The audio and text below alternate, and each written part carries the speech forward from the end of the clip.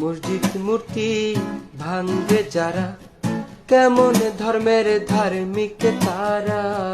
মসজিদ মূর্তি ভাঙ্গে যারা, কেমন ধর্মের ধার্মিক তারা। অন্য ধর্মে আঘাত করা, অন্য ধর্মে আঘাত করা, কোন ধর্মে নাই বিধান। ভাঙ্গা ভাঙ্গির মাঝে দেখি অধর্মেরই হয় প্রমাণ। ভাঙ্গা ভাঙ্গির মাঝে দেখি অধর্মেরই হয় প্রমাণ।